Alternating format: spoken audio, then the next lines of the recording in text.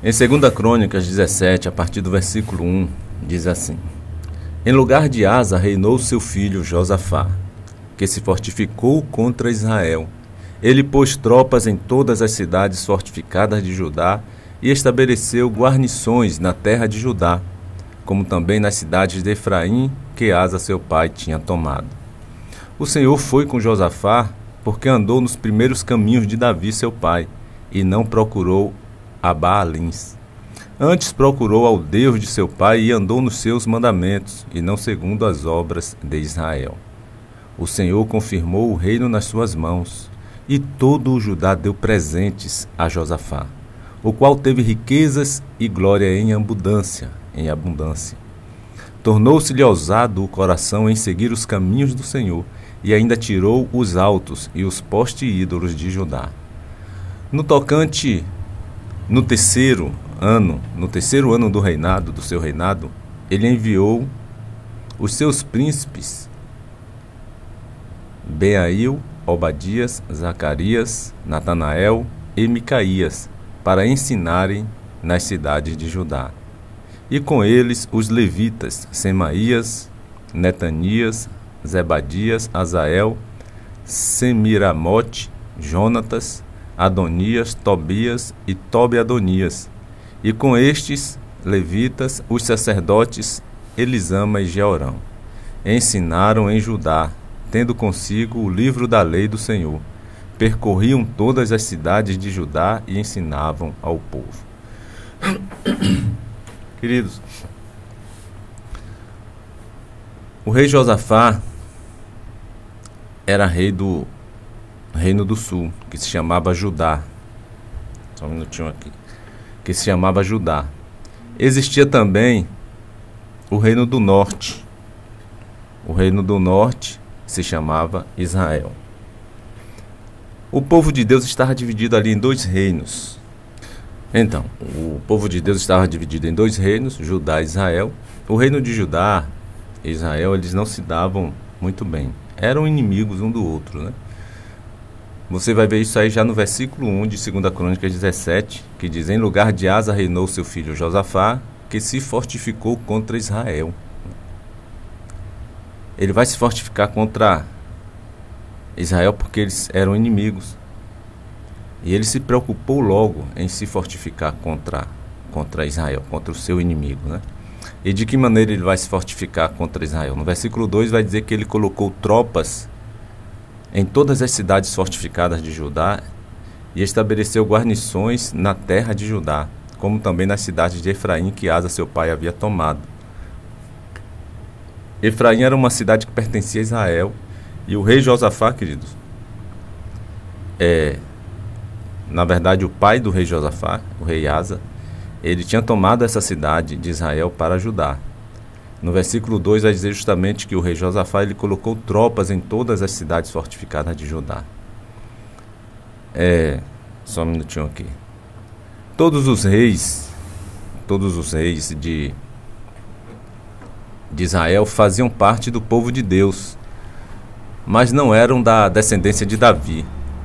O fato é que quando Josafá ele começa a reinar, ele vai se fortalecer contra o seu inimigo, né? Ele vai se fortalecer contra o seu maior inimigo naqueles dias, naquele momento, que era Israel. Mas o que é que Jesus nos fala com respeito a isto? Jesus vai nos mandar amar os nossos inimigos. Em Mateus 5,43, ele diz assim: Ouviste o que foi dito aos antigos: amarás o teu próximo e odiarás o teu inimigo. Eu, porém, vos digo: amai os vossos inimigos e orai por aqueles que vos perseguem. Essa é a ordem que Jesus vai dar para nós que queremos segui-lo, né? Então a primeira coisa que o rei Josafá faz quando entra no seu reinado é se fortificar contra os seus inimigos. E Jesus diz para nós que nós devemos amar os nossos inimigos e orar por aqueles que nos perseguem. Agora, no âmbito espiritual, todos nós temos um inimigo em comum, que é o diabo, que é Satanás. Em 1 João 3, versículo 8, 1 João 3, versículo 8, diz que o Filho de Deus veio para destruir as obras do diabo. No plano terrestre, nós não devemos constituir inimigos, mas nós temos esse inimigo no plano espiritual, que é Satanás, e que em 1 João 3, 8 diz que Jesus, o Filho de Deus, veio para destruir as obras do diabo. E nós não temos como destruir as obras do diabo se Jesus não estiver conosco, querido. Você não tem força para isso. Jesus, inclusive, disse lá em João 15, versículo 5, que sem ele nada poderíamos fazer. E no versículo 7, ele vai dizer: se permanecerdes em mim, as minhas palavras permanecerem em vós, pedireis o que quiserdes, e vos será feito. Você quer vencer e destruir as obras de Satanás? Você quer vencer e destruir as obras do seu inimigo espiritual na sua vida? Então, meu irmão, receba Jesus como Senhor e Salvador. Só recebendo Jesus como Senhor e Salvador você vai ter forças para lutar contra aquele que veio roubar, matar e destruir as nossas vidas. Mas sozinho você não vai conseguir. Porque aquele que veio destruir as obras do diabo foi o Filho de Deus, né? O próprio Jesus. Você sozinho não tem poder para isso. Jesus veio para destruir as obras do diabo. Então, depois que você recebe a Jesus como Senhor e Salvador, há um outro inimigo que precisamos também vencer. E esse inimigo a gente tem que vencer todos os dias, meu irmão. Todos os dias. Sabe quem é esse inimigo no plano terrestre? É você mesmo. Somos nós mesmos, meu irmão. A luta contra o nosso próprio eu é um dos maiores desafios de cada um de nós. Um dos maiores desafios do ser humano é lutar contra ele mesmo, contra os seus desejos, suas vontades, suas ambições, contra o seu próprio ego, contra a sua autoestima, né? O apóstolo Paulo nos revela que havia uma luta, né, no seu próprio eu, para fazer aquilo que sempre era bom, para fazer aquilo que era o bem, né, para fazer o bem. Olha o que ele vai dizer aí em Romanos 7, versículo 18. Porque eu sei que em mim, isto é, na minha carne, não habita bem algum, pois o querer o bem está em mim, não porém o efetuá-lo. Porque eu faço o bem que eu prefiro. Aliás, porque eu não faço o bem que eu prefiro, mas o mal que eu não quero, esse eu faço. Mas se eu faço o que eu não quero, já não sou eu quem o faz, e sim o pecado que habita em mim. Então ele diz que se eu faço o que não quero, já não sou eu quem o faz, e sim o pecado que habita em mim. Por isso temos que lutar contra o pecado, meu irmão. E não é fácil todos os dias, né? Jesus vai dizer lá em Mateus 26, 41, vigiai e orai para que não entreis em tentação, porque o espírito está pronto, mas a carne é fraca. E tem pessoas irmãos, tem crentes que se acham tão fortes que ele não vigia para que ele não esteja sendo tentado. Jesus diz, vigiai para que vocês não entrem em tentação, vigiai e orai para que vocês nem entrem, porque tem tentações que vocês não vão conseguir resistir. Então vigie. Se você está vendo que você vai entrar em uma situação em que você vai ser tentado, evite, porque aquela tentação pode lhe derrubar. Aquela tentação pode fazer você cair da fé. O nosso eu, meu irmão, ele é tendencioso sempre a praticar o pecado. E é por isso que nós precisamos lutar com todas as nossas forças contra as nossas vontades, contra os nossos desejos pecaminosos que habitam na nossa carne. Porque o nosso eu é tendencioso a fazer aquilo que não agrada a Deus. E quando temos a Jesus, meu irmão, ele nos concede o Espírito Santo. E o Espírito Santo vai nos fortalecer justamente contra os desejos pecaminosos que há e que habitam na nossa carne. Olha o que diz aí em Gálatas 5, versículo 16. Digo, porém, andai no Espírito e jamais satisfareis a concupiscência da carne. Andai no Espírito e jamais satisfareis a concupiscência da carne. Porque a carne milita contra o Espírito e o Espírito contra a carne, porque são opostos entre si, para que não façais o que porventura seja do vosso querer. Então há uma luta, né, entre a carne e o Espírito. A carne milita contra o Espírito, luta contra o Espírito, e o Espírito luta contra os desejos da carne, porque são opostos. É o que diz aqui em Gálatas 5,17. Para que não façamos o que porventura seja do nosso querer. Por isso essa luta espiritual, o Espírito de Deus mortificando os desejos pecaminosos que há na nossa carne. Mas nós precisamos nos fortalecer espiritualmente, buscando mais a presença de Deus para sermos cheios do Espírito Santo, para que o Espírito Santo em nós possa mortificar esses desejos que há na nossa carne. Do contrário, a gente não consegue. Então lute, meu irmão. Lute para você ser cheio do Espírito Santo, para que o mesmo Espírito Santo possa lhe dar forças para você vencer os desejos da sua carne. Mas lute com todas as forças contra os desejos pecaminosos que habita na sua carne. Procure sempre ter uma vida santa, meu irmão. Santidade é o que Deus quer que nós tenhamos na presença dele. Procure sempre ter um comportamento santo, um olhar santo, um pensamento santo. Seja santo em toda a sua maneira de viver. É o que está escrito em 1 Pedro 1,15. Como é santo aquele que vos chamou, sede vós também santos em toda a vossa maneira de viver. Porque escrito está, sede santos, porque eu sou santo. A palavra diz que devemos ser santos em toda a nossa maneira de viver. Não é só na frente de quem é servo de Deus, não é somente na igreja, não é somente naqueles lugares que você acha que convém, não é em todos os lugares, em toda a sua maneira de viver.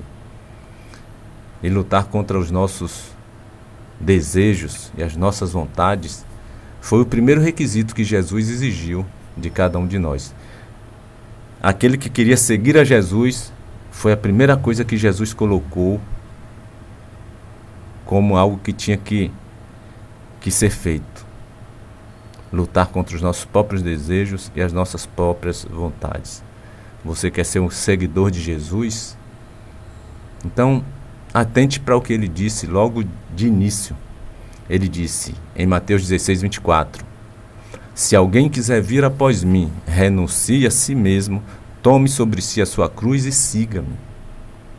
Porque aquele que quiser salvar a sua vida, perdê-la-á. E quem perder a sua vida por amor de mim, achá-la-á. Olha só, querido. Jesus disse que aquele que quiser vir após mim, renuncie a si mesmo. Ele está falando de suas vontades, do seu eu, os seus desejos, que muitas vezes não condiz com a vontade e os desejos de Deus. Observe que Jesus ele não vai falar assim: aquele que quiser vir após mim, lute contra o diabo, vença o diabo, depois vem e me segue. Ele sabe que você não ia ter força, meu irmão, para lutar contra o diabo sem ele. Ele não ia jamais dizer isso. Ele mandou você lutar contra você mesmo, porque o seu maior inimigo é você mesmo.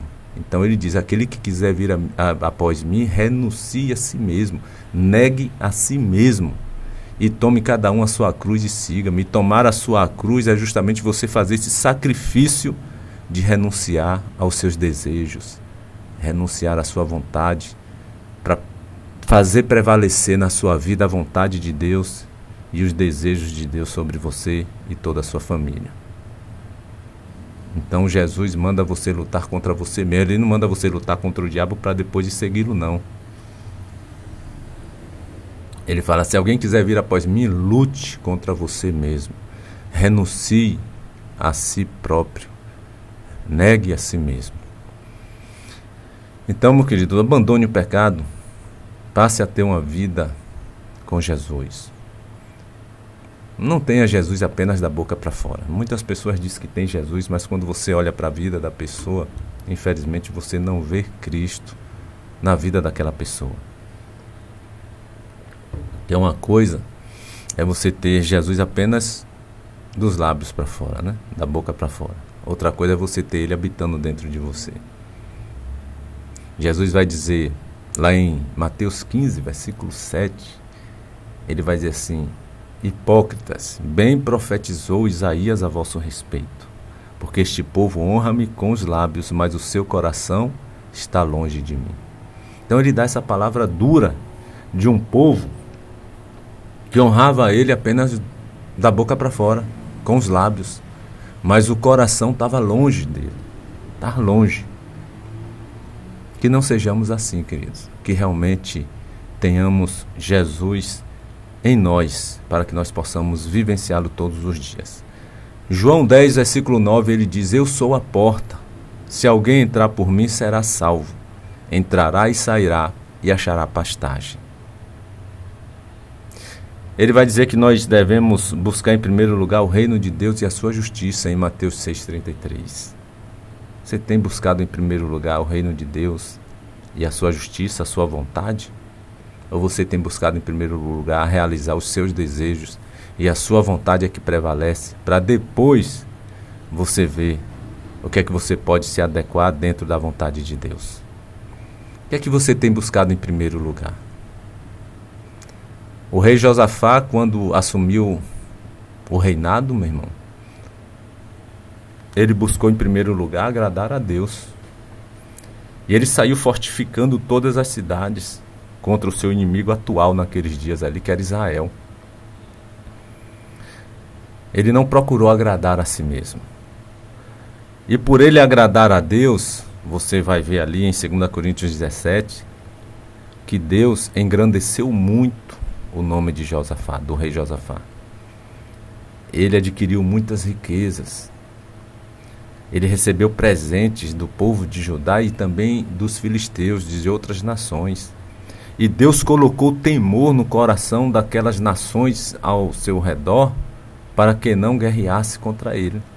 Então todos temiam ao rei Josafá. Mas esse temor era porque Josafá era valente, era bravo, se impôs? Não. Porque ele servia a um Deus que é o Todo-Poderoso. E Deus colocou temor no coração dos seus inimigos. Os outros povos temiam a Josafá porque Deus colocou. Você vai ver isso aí em 2 Crônicas 17, versículo 18 até o 21. Você vai ver que Deus coloca temor.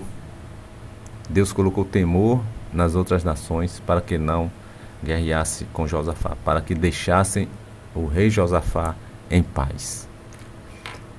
Mas o que eu ressalto aqui, destaco, é que quando ele assume logo o reino, ele já começa agradando a Deus e não a si mesmo. Ele já começa buscando em primeiro lugar fazer a vontade de Deus e não a sua própria vontade. O ruim é que muitos que entregam as suas vidas a Jesus, eles querem ser mais agradados do que agradar o próprio Jesus, do que agradar a Deus. E aí começam a viver segundo as suas vontades, segundo os seus desejos. E esse é o maior inimigo que você tem que lutar e se fortificar. Observe que quando Josafá, o rei Josafá, entrou logo, começou o seu reinado, ele se preocupou logo em se fortificar contra o seu maior inimigo naquele momento. Ele se fortificou. E você tem se fortificado? Quem é o seu maior inimigo no plano terrestre aqui? É você mesmo. Somos nós mesmos. Nós temos que combater a vontade do nosso eu. Você precisa dar lugar à vontade de Deus, meu irmão, na sua vida. Você quer vida abençoada? Você quer vida próspera? Você quer ter a proteção e a bênção de Deus em todos os âmbitos? Renuncie. Renuncie o que você faz. Renuncie a maneira como você pensa. Às vezes defendemos algumas coisas como verdade e não queremos nem saber se está escrito realmente na Bíblia. Ah, porque eu fui ensinado assim. Ah, porque meus líderes disseram isso. Mas será que está assim na Bíblia? Verifique, para você não estar fazendo mais a vontade do homem do que a vontade de Deus. Então lute, mas lembre que sozinho você não vai conseguir. Para você vencer, você precisa ter Jesus e vivenciar Jesus no seu dia a dia, na sua vida. Amém? Que Deus te abençoe, que Deus abençoe a toda a sua família. Querido Deus, mais uma vez te agradecemos, Senhor, por esse dia, te agradecemos pela tua proteção, te agradecemos pela vida, te agradecemos pelos teus livramentos, por mais que sejamos negligentes, por mais que sejamos capacitados para fazer algo, nós sabemos que sem ti, sem os teus livramentos, sem a tua bênção, sem a tua proteção, nós não iremos a lugar nenhum, Senhor. Que o Senhor nos abençoe a cada dia, perdoa as nossas ofensas, perdoe os nossos pecados, e que nós possamos reconhecer que o nosso maior inimigo somos nós mesmos. É lutar contra os nossos desejos, as nossas vontades, para dar lugar à tua vontade nas nossas vidas. Abençoa cada filho teu neste momento, que o Senhor esteja socorrendo-os naquilo que eles clamam e precisam, que o Senhor os abençoe, os livre, os proteja de todo o mal, Pai. É o que nós te pedimos, desde já agradecidos por tudo, em nome de Jesus.